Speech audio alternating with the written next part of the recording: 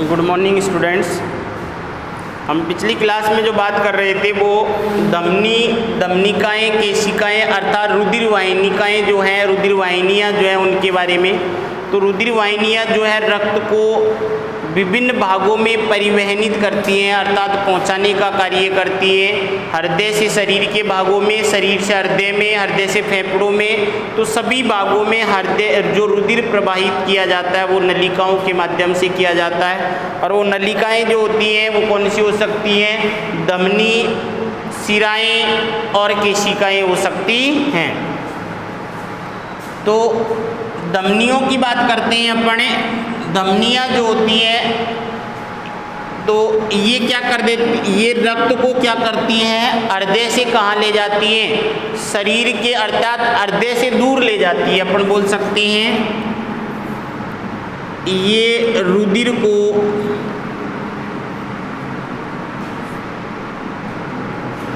हृदय से दूर शरीर के विभिन्न भागों तक ले जाती हैं।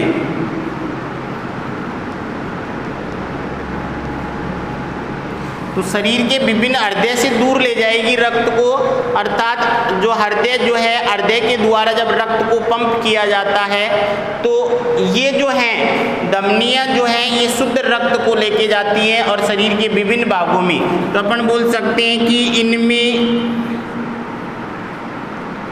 शुद्ध रुधिर बहता है, शुद्ध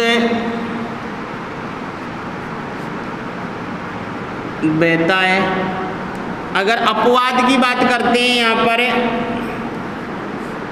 जाएगा तो रक्त उसमें भी हृदय से दूर अर्थात हृदय से फेफड़ों में पहुंचाया जाता है, परंतु वो जो फुफ्फुसीय धमनी जो होती है, फुफ्फुसीय धमनी की अगर मैं बात करता हूँ तो ये फुफ्फुसीय धमनी जो है इनमें कौन सा रक्त बहता है? अशुद्ध रक्त।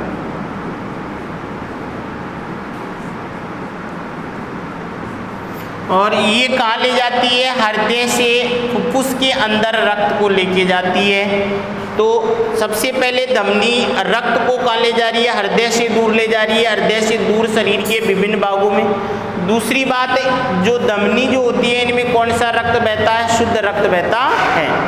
तीसरी अगर अपन बात करते हैं धमनियों का जो मध्य स्तर जो होता है, पेशीय स्तर जो पाया जाता है, क्योंकि अपन ने कल बात की थी कि जो रुधिर वाहिनियाँ जो होती हैं इन रुधिर वाहिनियों में 3 प्रकार के स्तर पाए जाते हैं। सबसे बाहरी बाह्य कंचुक, उसके बाद में मध्य कंचुक, उसके बाद में अंत कंचुक जो है। तो मध्य स्तर जो होता है ये बाहरी भाग हो गया, उसके बाद में ये मध्य स्तर हो गया और ये आंतरिक स्तर जो उपकला ऊतक का बना रहेगा।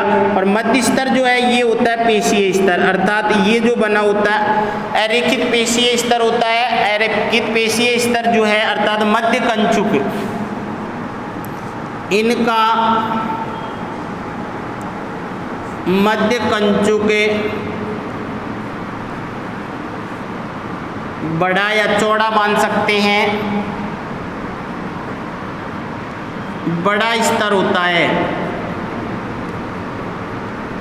और ये स्तर जैसे बड़ा होगा तो इनकी जो गुहा जो होती है वो क्या रहेगी? सक्रिय रहेगी, जिसके कारण इनकी गुहा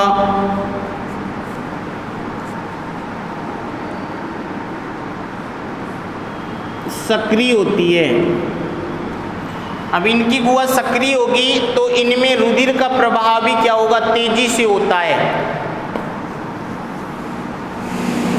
इनमें रुधिर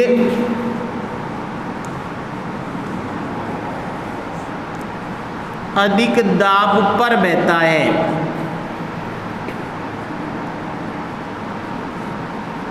अर्थात जो रुधिर जो है अधिक दाब पर बहेगा तो रुधिर जो है तेजी से बहेगा।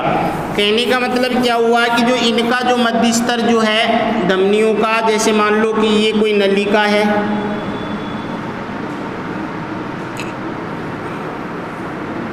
ये इसका बाहरी स्तर हो गया और ये इसका मध्य स्तर हो गया।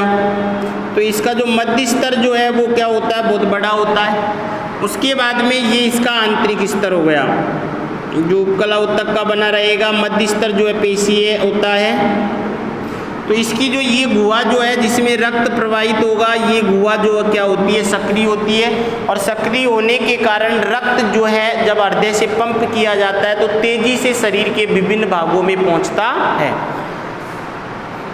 आगे जाकर ये जो है धमनियाँ जो है जैसे जैसे रक्त बहता जाता है तो सबसे बड़ी जो हृदय से रक्त को लेकर जाती है उसे कहा जाता है महाधमनी। और